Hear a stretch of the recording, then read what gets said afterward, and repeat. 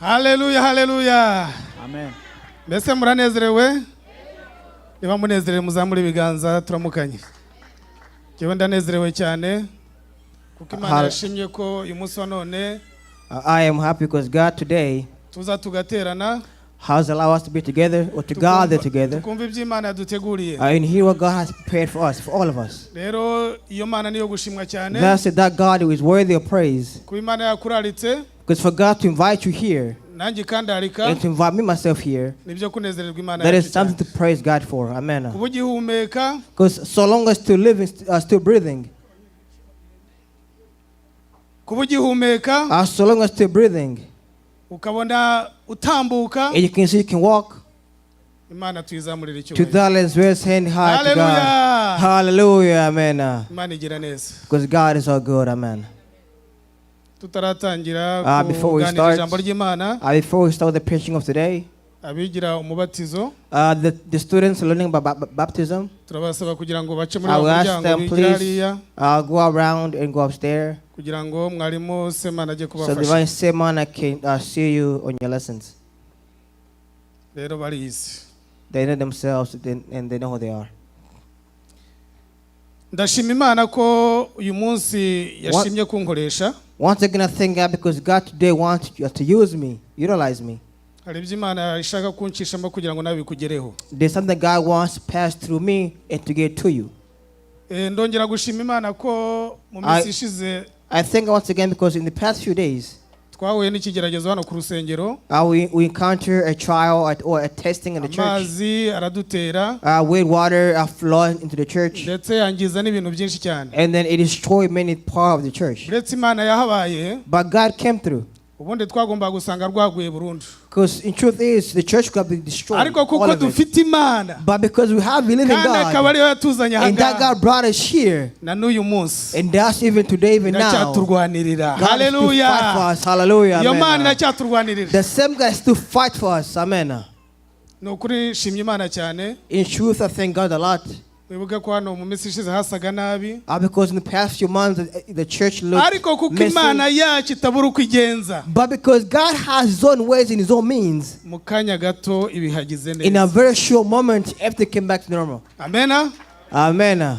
Muyimera icyubahiro n'amashyi menshi. Once again, let's raise it high to God and give God praise and honor. Imana ndayishimye cyane. Because that God, I praise his name and I thank his name. Imana yandinze mu rugendo bushize. I thank God for protecting me in my journey or my trip. I have few days ago. Kandi ndashima Imana yarinze Lydia akava mu Rwanda nawe akagera and thank God for protecting Lydia for showing Duane come back to US sound. To that may God receive honor he deserves. Once again, Lydia, we have missed you a lot. In truth, we're very happy to see you here today. To that we say God be praised. Let's raise it high and greet Miss Lydia. Hallelujah, God bless her. Because you came to join us today, that made us happy. So quickly, let's go converse on the word of God. Mwarimu Celestin yigize igire hejuru I'm going to ask Ivan Celestin to get ready. Adusomere Yakobo and read for us the book of James. Hanyuma mama Mulisa araza kudusomera. And then Miss Mama is going to read for us. Muri Petero wa mbere. 1 Peter. Ibice bine. Chapter 4. Murongo wa 12 kugeza ku 13. Verse 12 and 13. Hanyuma mwarimu Sere. And then for Ivan Celestin. Aradusomera Yakobo igice cya mbere. Book of James chapter 1. Murongo wa 2 kugeza ku 3. Verse 2 to 3. Once again, James chapter 1 verse 2 to 3. Ku murongo wa mbere wa 2 igice cya mbere murongo wa 2 kugeza ku 3. Ya Petero wa mbere ibice bine 12 kugeza ku 13. Karibu. Dusome mu izina rya Yesu mu gitabo cya icete cyanditswe na Yakobo. Ku gice cya mbere kugeza dutangura ku murongo wa 2 kugeza ku murongo wa 3. Mwiyumvire ko ari ivyo kunezerwa gose bene data nimwagwa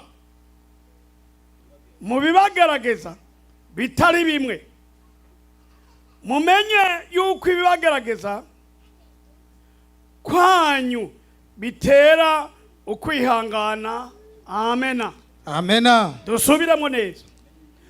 Mwiyumvire ko ari ibyo kunezererwa rwose bene data nimwagwa mu bibagerageza bitari bimwe. Mumenye yuko ibibagerageza ibigaza ukwizera kwanyu bitera ukwihangana. Amena. Amena. Bene data mwemere ko ari iby'ibyishimo rwose nimugubwa gitumo nibibagerageza bitari bimwe. Mumenye yuko kugeragezwa ko kwizera kwanyu gutera kwihangana. Amena. Amen. Karibu. Dusome mu izina rya Yesu Kristo. Petero wa mbere ibice 4 umurongo wa 13. 12:13 haravuga ngo bakundwa mwe gutangazwa n'ikome ryo kubagerageza riri hagati yanyu ngo mumere nk'abagushije ishyano, ahubwo munezezwe nuko mufatanije imibabaro ya Kristo kugira ngo muzanezerwe mwishima bihebuje ubwo ubwiza bwe buzahishurwa. Amena. Amena. Amena. Soma mu Cyongereza. Reading in the book of James chapter 1 verse 2 to 3. Consider it pure joy, my brothers and sisters, whenever you face trial of many kinds, because you know that the testing of your faith produces perseverance. Amen. Let's go and jump to 1 Peter chapter 4, verse 12. Dear friends, do not be surprised at the fearings of ordeal that come on you to test you, as though something strange were happening to you. But rejoice in as much as you participate in the suffering of Christ, so that you may be overjoyed when His glory is revealed. Glory to God. Amen. Amen. Amen. Ayo niyo magambo tugiye kuganiraho. This is the words we're going to converse on today. Mu minota mike cyane. They're not that much. Tugiye kuganira ku ijambo rivuga ngo the main topic of today ibigeragezo biza bihetse ibisubizo. Is that trials comes carrying results. Iyo ntero ndumva muyumva neza. I'm not sure if that makes sense to all of us. Ibigeragezo murabizi. We know what trials are. Guheka murabizi. We know what carrying means. Ababyeyi baheka abana. To parents that carry their kids on their backs. Ibisubizo murabyumva. And you guys know what a result is or an answer. Burya ibigeragezo bijya biza bihetse ibisubizo. So trials comes carrying answers. Amena. Amen. Hari igihe ibigeragezo bitugeraho. Sometimes trials can come to you. Tukavuza induru. And it will scream. Ikigeragezo ni ibintu uhura nabyo bikugoye cyane. A trial is something you encounter that's hard on you or to you. Bishobora kuza ari uburwayi. It might come through illness. Bishobora kuza ari ubukene. It might come to being poor. Cyane bukabije cyane. And you could be so poor. Kaza ari ibigeragezo byo guhunga. Or it might be ibigeragezo bikomeye kandi. Or it could be powerful trials to you, strong trials. Utabasha kwivanamo. That even when you by yourself is hard to overcome. Ariko tuzi neza ko. But we all know that. Waduhamagaye. The one who called us. Afite imbaraga zo kubidukuramo. Has the power to assist us to overcome the trials. Amen. Byanze bikunze hano muri iyi si. That no matter what happens on earth. Turageragezwa. We are trial. We're being tested. Ni kenshi umuntu byanze waba umukire. That waba ukize. You could be rich, for instance. Waba uri umukristo. Or you could be a Christian. Waba uri umuyobozi. Or you could be a leader. Waba uri umuririmbyi. Or you could be a singer. Waba ujya he hariho. That no matter where you can go, who you are. Muri iyi si uzaca mu bigeragezo. In this world, you must go through trial. Kandi hari byinshi bitandukanye bitugerageza. And there are many trials of different kinds. Kandi umuntu wese agira ikigeragezo cyo ku giti cye. Each person has a trial unique to them. Umwe yabajije mugenzi we ati a person once asked a friend, mu bigeragezo byose bibaho ku isi. And among all the trials in the world, ikigeragezo kiba gikomeye cyane ni iki? Which one is the hardest trial? Umuntu wese yavuga ikiwe. We cannot answer the trial that's hard on us personally. Isn't that what it is? Because we can say this trial is hard, based mu on our bigeragezo experience. byose So in all the trials and word, umuntu iyo bimugezeho when a person they encounter these trials, niwe avuga ati iki ngiki ni number 1. they will say this one is number 1. waganira n'undi ugasanga gitandukanye And then another n'icyawe person, they will say their answer will be different than akakubwira ati yours. iki ngiki nanjye nicyo And then they cyambere will say, for me, this one is the hardest ariko one. ibigeragezo by'uburya But trials, now the trials, ikikugezeho that when it comes to you, icyo urimo uyu munsi the trial going through now or today, nicyo kiba gikomeye. that is the hardest trial. amena. Amen. ariko icyo nzi neza ni uko But what I know for sure is nubwo ibigeragezo bibaho that although trials exist bikagira umuryango byinjiriraho and have doors enter through, ariko imana iba yarafunguye n'indi miryango but God has opened other doors bizaza bigasohokeramo. that they enter through and get out through. amena. Amen. uyu munsi rero ntuhangayike So today, do not struggle, kuko imana igiye kukugezaho mesaje because God is bringing you a message to you ivuga ngo that says nubwo uri mu kigeragezo uyu that munsi if you're going through trial today, nubwo uri mu bibazo if bigukomereje you're going through so many trials, ariko ibyo bigeragezo urimo so the trial going through now, bihetse ibisubizo ku and they are mugongo. carrying results. to the back. Hallelujah. Hallelujah. Amen. ugendana nabyo That you walk with them, ariko nubwo ugendana n'ibyo bigeragezo although you walk with trials, ku mugongo w'ibigeragezo on your back you carry trials, bigenda bihetse ibisubizo. but it's carrying a result. as well. Hallelujah. Hallelujah. nubwo Amen. utabasha kubibona Although you cannot see it, nubwo utabisobanukirwa although you cannot understand ariko it, igihe kiragera know that the time birangiye is now. When it's iyo over, birangiye when it's over, nibwo utangira kuvuga ngo then you will start saying that mana nkuzamuriye icyubahiro God, I give you honor and praise. ingofero ndayikuye pe God, I take off my hat to you. uri imana ikomeye. That you are a true God. Amen. Hallelujah. Hallelujah. Amen. kandi imana iyo ishaka gukoresha And abantu when God wants to use his people, ibacisha mu bigeragezo. he used trials. amena. Amen. iyo ishaka kukugira ukomeye When God want to make you powerful, ibanza kugucisha no mu he bigeragezo must take you through trials kugira ngo uzabe ukomeye. so you can be a powerful one. amena. Amen. rero umuntu wihorera mu munezero So, gusa a person who's always in joy at all time, burya gukomera nawe biba bigoye you see, being strong is hard for them.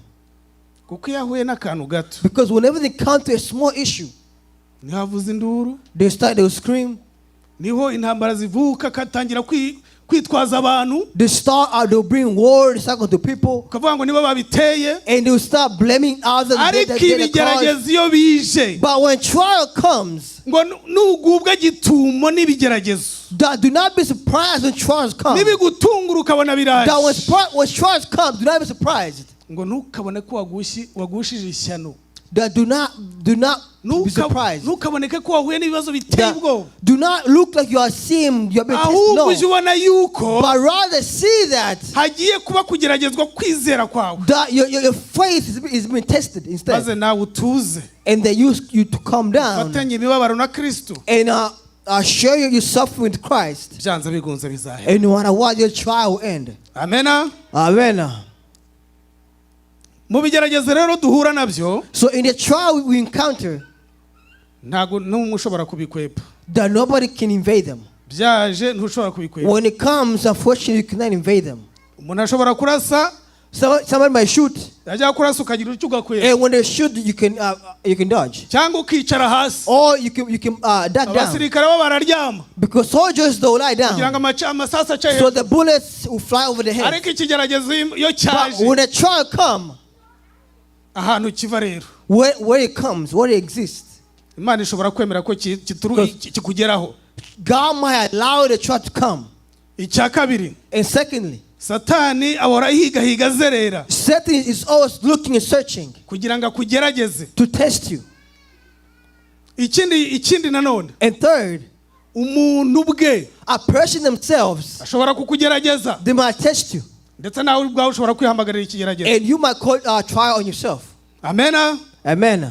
rero ikigeragezo So when you say a trial, hari igihe gituruka ku mwana w'umuntu, sometimes it can't be a human being. umuntu agakoreshwa, A person could be used, akakugerageza, and they can test you, akakugirira nabi, and they can harm you, akakugambanira, and they can they battle you, cyangwa se akakuroga, or they can poison cyangwa se you, akaguteza ikibazo, or they can bring problem to you. ugahora umurebaho And cyane, you always look at ugahora them. You umwibazaho, always think about them. ugahora You witotomba always complain about them. ariko Imana iba But yabyemeye God has allowed it to happen. ko bimucaho. For him or her Nagira ngo to be nkubwire used. ngo I want to say this to you. ibigeragezo ntabwo bizaca ku mabuye, So trials will not come to rocks. No. ibigeragezo ntabwo bizaca ku biti Trials will not come to trees. na rimwe. No, never. Bishobora guca kuri Satani, It might come to Satan gaca ku muntu, or to a person, cyangwa se Imana ikemera ko bikugeraho. or God will allow himself to happen to you. Ku bakirisitu To Christians, ibigeragezo trials ni ibikoresho by'Imana. are God's weapons. Amena. Are God's tools. Amen. Nta n'umwe ajya yifuza kugeragezwa, Nobody wants to be tested, no. nta n'ubwo ujya wemera no kubicamo. Because even you accept to go through it. Nanjye ubwanjye ndabitinya, Even I fear them. I fear trial too. ariko kubera ijambo ry'Imana But because of the word of God, itubwira ko byanze bikunze tugomba it said no kubicamo. matter what, we must go through trials. Kandi Imana iyo ishaka kugira ngo And izagukomeze when God wants to make you strong, ukamenya iryo jambo, you know that message, that word. ni byiza kuwemera. It is a must you accept Izagucishamo for God to make you go through it, to fight for you, kandi uzava mutsinzi. and then you come out of victorious. Haleluya. Hallelujah, amen. Imana ishimwe cyane. May God be praised. Rero mu bigeragezo So in trials, haba hihishemo ibintu byiza. many good things are hidden in the trials. Twebwe hari igihe tubona ikigeragezo kitugezeho Sometimes we can see trial coming to us, tugatinda ku kigeragezo, and then we fear the trial, tukitotombera, and we complain the tukibazaho trial. byinshi, We ask ourselves so many ariko questions, ntitwibaze yuko but we don't think imbere that hari ibyiza. ahead of us is good. Ariko uyu munsi But today, ndagira ngo nkubwire I ngo want to tell you this. ikigeragezo urimo The trial going through now, gihetse ibisubizo byawe. it's carrying your answers. Haleluya. Hallelujah, Nubwo amen. kiri kukugerageza, Although it's testing you, nubwo kiri kugucisha bugufi, although it's humbling nubwo you, kiri kukubabaza, although it's hurting ariko you, gihetse know that ibisubizo. it's carrying answers Haleluya. back. Hallelujah, amen. Imana nayo ikaza ikakubwira And iti, then God comes and tells you humura mwana wanjye, that half of my ndi child, kumwe nawe, that I am with you, nzabana nawe. that will be with you. Haleluya. Hallelujah, Kandi amen. nzakurwanirira, And God will fight for kandi you. uzasohoka neza. And out of it you shall be Amen. victorious. Amen, amen. Ndagira ngo nkubwire ngo And I want to tell you this. ibigeragezo iyo bihari, When trials exist, nubwo utabibona iyo migisha, although you cannot see the blessing in nubwo it, utihutira kuyibona, although you cannot see quickly the blessing in ariko it, ibihara hafi aho ngaho. but the blessing are close to it, and you Kuko can see. niba hari imiryango Because ifunzwe, if the door closed or doors are locked, iyo ugeze mu kigeragezo see, when you go to trials, ubona ibintu byose you bifunze, see everything's locked. ukabona birahagaze You pe, can see everything has stopped. uburwayi bukaza, The illness comes, gukora bikananirana, the working is over, kwinjiza idolari bikagorana, the money cannot come in. ibibazo ukabona byananiranye pe, You see so many problems in the body. ukivuza bikanga, And illness, doctor, you cannot see ugatanga one. imitungo yawe bikanga, That you give what you have, but nothing happens. ukifuza kuba wajya mu bindi bihugu You ngo desire bakuvure to go to other bikanga, countries, but it's not possible. ariko ibyo bigeragezo But all these trials cy'uburwayi of illness, kikazavukamo ibyiza. out of it, goodness come out of it. Amena. Amen. Reka mbaho urugero. Let me give you an example. Hari igihe twabaga turi mu makambi, Back home in our camps, umuntu agahura n'ibigerageza a akivuza, person who comes to trials, and kandi bakuvurira ubusa. they'll go to doctor, say Ahantu doctor, hose ugomba kugera they'll go to ukahagera the pe, clinic doctor to seek a specialist, but nothing happens. ukivuza They bikananirana, seek specialist, but nothing happens. byananirana ukajya mu miti And then y'ibyatsi, at the end, they start looking for naho medicine of ukagerageza grass. bikanga, They try, but nothing happens. umuntu agasenga naho ukabona And they ntusubizwa, pray and pray, but no answer. bakakubwira ko Imana igukura mu And they bigeragezo, tell God who help you out of ugasenga nabwo the ukabona trials. wapi, But you pray, but nothing happens. umunsi utaragera igeragezo ntabwo gisohokamo. When the time is not right, the trials will never end. Ariko igihe wajya kubona ukabona But a time comes, turi mu makambi, and you see back in the camps, umuntu ikigeragezo cy'uburwayi you yarwaye see a igihe person, the illness they have for so many years. ukabona kivuyemo idosiye kuza muri Amerika. You see out of it, find a case of coming to America. Harimo bizi, Did you know that? Have you seen it? kikaba kivuyemo idosiye It's out of the illness, a case of coming to America. utabitekerezaga, And they never thought about it. ndetse ubona ko wapfuye So you byarangiye, thought you have died. ndetse barakubitse bavuga bati uyu byaheze, They have told you that nothing will happen. ariko Everything's wajya over. kubona ukabona But out of the illness, nyuma yaho out of the havutse illness, kwambara neza, you see dressing well, ugatambuka neza, you can walk well, abantu bakaguherekeza, The people can follow you behind, ukurira indege, and you board a plane, ugatangira kwibaza. and you start asking yourself, Na bwa burwayi bwibagirwa rega. and you forget all illness. You forget about your illness. Ubu nige ndi mu And you say, ndege. is it me in the plane? Nije wa wundi wo mu cyaro hariya hasi wacu Is twari it me the one who dutuye. was in charter back there in the camps? Is it Ukavuga me? ati Mana And you say, God, ugira neza. that God, you do good. You do Kandi well. igihe kikagera kandi And the time comes, Imana ikagukiza. and God Hallelujah. Hallelujah, amen. Ikakuviramo idose ikomeye. So out of your illness, you find a Amen. place to come to America. Amen. Reka mbaga kandi kantu gafatika. And something that can be caught. Ku bantu bahunze. They just to flee their homeland. Wenda abana bacu ntibabizi. Our kids might not know or understand this. Uvuga ngo hasohokaga mu nzu Because yawe, you will leave your home, ibiryo ubisize, you leave your food in ibintu the house, byose you ubitaye, leave everything in the house. ugasohoka wenda wambaye gusa. You flee probably naked. Hari abantu basohoka nta kintu na kimwe Because afite. some flee the homeland are naked. Waba ugize kufata gatoya, But if you find something, a little robe, ukagenda wiruka you run with utazi it aho ugiye. without knowing where you're going. Ukagenda uzenguruka isi. You utazi aho run ugiye. around the world looking for a place. Ngiye muri Tanzania kandi You say, ntuhazi. I'm going to Tanzania, but you don't know what it is. You don't know Uraca where it's mu nzira located. kandi ntiwigeze uyicamo na You rimwe. go to the path you've never gone through. Icyo gihe twabaga twikoreye iyo mizigo At cyangwa that utuntu time, dukeya, we'll be carrying like a bags in our heads.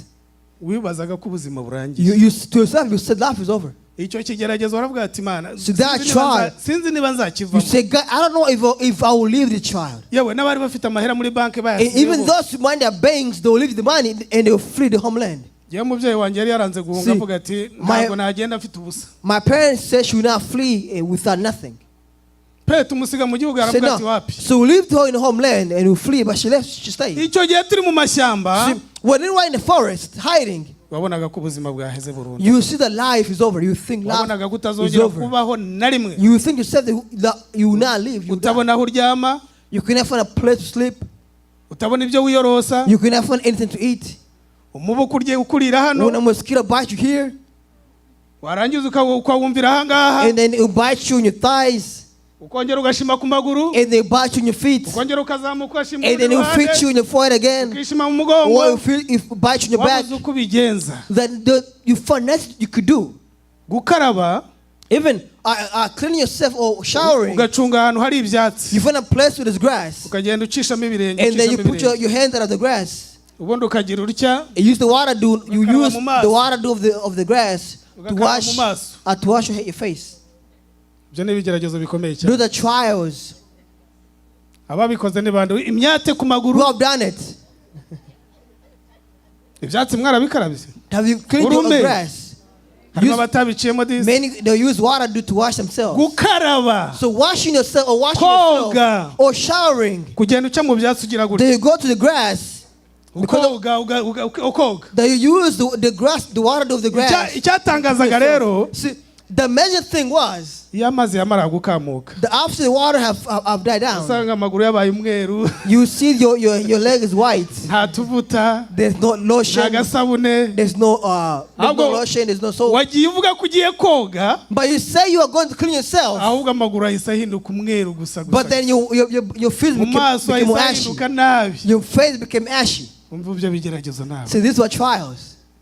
ukibaza se nzaba umuntu nanjye, And you say, would I be a person again? nanjye nzongera mbeho. Then would I be a new person again? Kurya ukifuza se mbese To bizabaho eat, no you kongera say, is kurya. it possible to eat once again? Wabonaga ko ubuzima bwaheze. Because you see at that point in time that life was over. Ariko kuri uyu munsi, But now, today,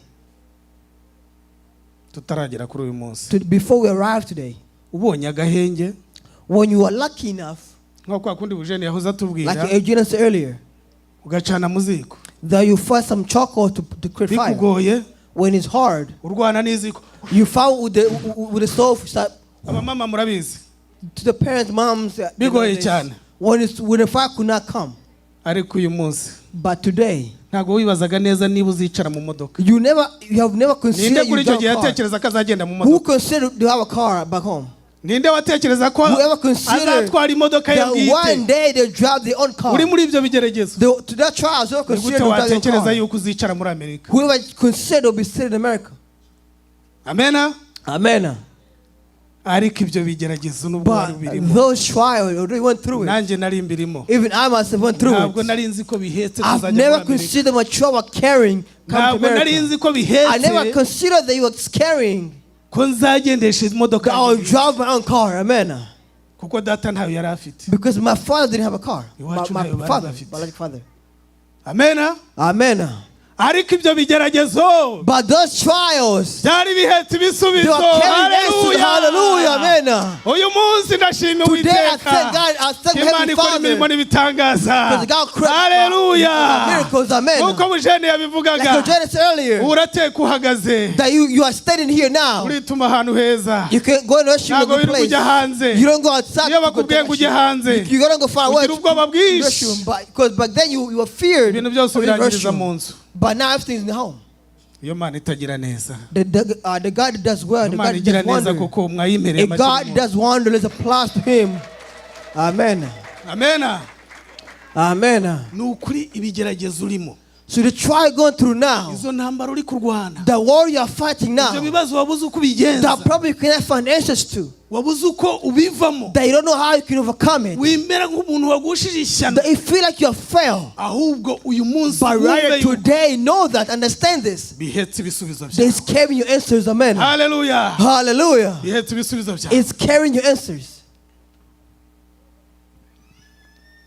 ni ukuvuga ngo iyo bigeragezo So bije when trials come, ntukabitekerezeho cyane do not think about it too much, ahubwo ujye ubona imbere but rather look ahead. ko hari imiryango igiye kugukingurira That there are doors that will be open for you. kandi imiryango y'imigisha And those door blessings. amena Amen. hari imiryango iba igiye gufungura There are doors that will be opened. rero ibigeragezo So trials, byose uko biza no matter how many trials of many kinds, biza bihetse ibisubizo they all come carrying answers. kandi ibigeragezo nk'uko nabibabwiye And trial, like I said earlier, bituma dukura it makes you to grow tukavamo abantu bakomeye and become stronger. iyo wahuye n'ikigeragezo ugeze uyu Because munsi when you go through trial until now, ejo iyo uhuye n'ikigeragezo tomorrow ugeze when you come to another trial, uravuga ati iki ngiki kiroroshye you can say this is easy for me. ariko iyo utahuye n'ikigeragezo But if you have not been encountering a trial in your life, uhora usakuza you're always complaining. iyo umuntu akuvuze gatoya When I speak about you for a little ni bit, impamvu imana iguha wenda nko kuyobora abantu batoya reason why God lets you to lead small people, ugatangirira kuyobora muri korari that you start leading in the choir, ugatangira kuyoborera mu rugo and rwawe you lead in your family, umuntu yakubwira nabi when somebody touch you kubera ko bad, utageragejwe because you were never tested, ukavuga ngo mbivuyemo you say, forget about it, I'm gonna leave it. ariko wa wundi wabwiye amagambo akomeye But the one who have big messages, who have told many words, y'imenamutwe the words that give me headaches, hari igihe umuntu akubwira ijambo ribi will tell you a bad word now, ukumva rirakubabaje cyane you can see hurt you. ukumva ibintu wabireka And you see, you could forget everything you're doing. ariko iyo wageragejwe But when you are tested in ukumva the amagambo past, menshi you have been told so many nta words, kibazo messages, bigutera it bring you nothing. kuko imana iba yaraguteraniye neza Because God had trained you. amena Amen. rero ndagira ngo mbabwire ngo So I want to tell you this. ibigeragezo The trials, ntabwo ukwiye kubihunga you should never flee hari trials. benshi babihunga The many flee bakavuga trials. ngo yiyorohereze And they say don't make it easy for bakavuga themselves. ngo ninywa itabi And say if I smoke, ibigeragezo nzasinzira the whole much try I will sleep and I forget about them. ninywa urumogi rwinshi If I smoke weed, bizatuma nsinzira that I will sleep good. nibagirwe yuko mfite And ibibazo I'll forget that I have trials. aho baba wahungiye ahantu habi cyane You see, you are fleeing in bad ways. ibigeragezo ntabwo ariho babihungira See, you cannot flee abandi trials. from bakabihungira this mu place. kwinezeza Some flee trials through joy. akajya gushaka indaya akarara And they nayo go nayo to muri hoteli prostitutes so they can stay in a hotel. ariko ntabwo aribyo birangiza ibibazo byose But by'ibigeragezo pleasure will never end in your trials. ibigeragezo ni ukwegera imana Trial is get close to God. imana niyo ifite igisubizo Because only God has your answers. Amen. nta wundi wundi ufite igisubizo Nobody has your answer. Only burya God abantu does. muri sosiyete abantu baravuga You see, many they will speak. bakabanza buri wese akavuga They will speak by themselves. ariko bagategereza ijambo rya nyuma But they wait for the last ijambo message. rya nyir'urugo The last message of the ijambo household. ry'uwatumwe Of the one who was sent. bakumva ijambo rye They will listen his message or his imana words. burya iraceceka Because God, same way, God is quiet. ariko ikareka mukavuga When God you speak, ku munota wa nyuma ikavuga ijambo And at the last minute, God will speak. haleluya Hallelujah, amen. ikavuga ijambo rikiza And God will say, word ijambo of healing, rigutabara a word ijambo of rigukura mu bibazo a word ijambo of a word ijambo rikagukiza that will save you, amen. haleluya Hallelujah, amen. makofi kwa Bwana nabigeragere Applause to God, amen. iyo mana tuyikomera amashyi cyane Applause to God, amen. amen Amen. urundi rugero rwa nyuma And a last example, ntago ntwara umwanya munini I'm not going to take too long. reka duhere kuri uru rusengero Let's start with our church. twinjira hano At the first time we entered into the church, byabaye ngombwa ko tujya kwandikisha uru rusengero muri City Houston it was a must. The church is registered within the city of iyo Houston. urwandikishije rero Once you're registered in the city of Houston, bigomba ko baza kuhasuzuma bakakora inspection it is a must to come to do the inspection, to look at it, bakareba observe ko it, hakwiye kwicarwa abantu to see that if the church meet the requirement to see people, cyangwa bafite parking or they have enough parkings. rero baraje So they came. umushumba yageze kubitubwira The pastor taught us. ariko baratubwira ngo muzakora iki They told that you must do this and do this kugira ngo and abantu do baba this and do ahangaha this. In order for people to nuko be in the church, ibintu byose mugomba kubikora because neza everything you must do in order. ibyo bintu turatekereza dusanga bizahagarara And amafaranga we thought menshi about it, it costs us so much money. turahangarika ati bizagenda And we try to ask ourselves, what can we do? What can be done? twarahangayitse We try our best. We are struggling. ayo madolari azava he Then where can we find the money? ko To do tumaze this? kugura urusengero tuzayavana Because we have a yaya church now, where can we get the money? ikibanza ko kitaragurishwa bizagenda Because the gute? land have not been sold, where can we get the money? abakristo bazajyayo The bizagenda way, where would the member go? kandi iyo ibyo bintu mutabikoze bararufunga If you don't do it, they put a lock in the church. byari bigeragezo kuri twebwe See, to us, it was a mu trial. gihe turi kubitekereza So when we are thinking about it, what to do, buryo uri gute iyo ikigeragezo kivuyeho when a trial comes, hijira ikindi another entry, uburwayi bukaza illness comes, umugabo akaba aragutaye and your husband leaves you. uburwayi bukaza Illness comes, ukabona upfushije umwana and you see your child pass ibibazo away. bikaza byinshi cyane And so many problems ubukene come to bukaza you. Even noneho problem comes. urusengero dutangira So the kubyibazaho church, cyane we start asking mu gihe ourselves twibaza ibyo byose that we're not thinking about this tutarabona n'inzira yabyo before we can find an yaho answer to tuzakura it, ayo madolari before we can get the money. amazi nayo mu cyakare tuje And gusenga then water, when you come to church, dusanga ibintu byose hano we saw byuzuye everything amazi is water in the church. ibintu byose Everything has been byabomaguritse destroyed. saho gusengerwa noneho It's byarangiye no longer a church to use. urumva se batari ibibazo ra You see, it's a problem to us. byari ibibazo It bidukomereye was cyane a problem to us. kandi byagomba ko tugomba kwicara And mu it was rugo a must to stay home kuko ntabwo hagomba guteranirwa because nobody could come byari here byarangiye because it was over. mu gihe twibazaga aho turi bukure amahera yo Because when you were thinking where to get the money gutunganya ibyo from bintu to fix everything, amazi arabibombagura noneho and then water came yongera and ibibazo mu destroyed bindi everything, and water brought ibibazo problems noneho into problem, biriyongera and the problem increased instead of umva decreasing. ntibyabaye dabo ahubwo byabaye ibibazo birenze Instead of double, it quadruple. umushumba niwe hari mu mutwe we sinzi uko It's your pastor. I don't know how it was thinking to natwe him. nubwo twatekereje cyane ariko we byaramurenze Because you thought to him was more than we could think about. ariko ndagira ngo nkubwire ngo But I want to tell you this. aho niho navanye isomo uwo munsi See, there I found nje that my nkasanga lesson. byabaye I saw that it happened, imana yahise ihamera iryo jambo but then God had known, give me the message. God gave me the nahise message. ngira ikintu mu mutima kizamo ngo I found something in my heart nubwo bimeze that gutya said, oh, this like this. ibi bigeragezo bihetse ibisubizo These trials. is- haleluya Hallelujah. Amen. Hallelujah. Amen. amena Amen. byanje mu mutima It came to my heart. ndavuga ni umunsi bazamo And umwanya it's going to give me a word to mesaje speak. zayitambutse I'll give you this message. haleluya Hallelujah. Amen. kandi bimaze kuza kuko And bigenze gutyo when it happened, uzi icyabaye do you know what happened? hari amafaranga twabasabye se Do you ask any money? mumbwira hari abo twabasabye Do you ask any money to pay anything? imana yahise ibikora neza But God did it haleluya himself. Hallelujah. haleluya Hallelujah. Amen. insurance iravuga ati And the ibyo insurance bihumbi- said ibyo bihumbi birenze 60,000 that this $60,000, imana yo mu ijuru iravuga iti the Heavenly Father said nzabyishyura that I'll pay for myself. haleluya Hallelujah. Amen. amena Amen. amena Amen. irabyishyura niyo mpamvu mubona And God byinshi paid. abantu That's why I can bimeze gutya. see everything is good and back normal. iyo mana muyikomera amashyi Applaud to our God. Amen. yaratsinze yesu yaratsinze mwami w'abamaze ahora ku ngoma iteka yaratsinze yesu yaratsinze mwami w'abamaza ora ku ngoma iteka. Reka muze dusenga Imana. Let's all pray to Uri God. mu kigeragezo, We're to temptations. hari ikintu kikubangamiye, There's something that's hard on hari you. ikintu kikuri kugutesha There's umutwe, something that is giving you a headache. cyereke Yesu, That bring it to Christ. ubundi akiguhekere, Then let him carry it for you. ubundi agiheke, Then let him carry it for you. mbere yawe haza imigisha. And before you see blessings, Hallelujah. amen. Hallelujah. Ibigeragezo biza bihetse The ibisubizo. trial come carrying answers. Hallelujah. Hallelujah. Ibyo urimo Whatever you're going through nibigutera now, ubwoba, do not be afraid. bihetse ibisubizo But it's byawe. carrying answers, Ngwino amen. twisengere Imana, Let's pray. ngwino twisengere Imana. Let's pray to God, Mbese amen. urahari? Are you here? Mbese warivovose? Are you here? Mbese wagiye kure y'Imana? Are you far from God? Ati ndapfuye birarangiye. And you say, I'm dead, I'm Ariko ngwino dying. dusenga Imana. But rather come to God and Imana pray yongere dutere together. izindi mbaraga, May God give us strength. kuko imbere yacu Because before us, hari ibyiza there's gusa. goodness, amen. Amena. Amen. Ngwino dusenga Imana. Let's pray together. Ngwino dusenga Imana. Let's pray together.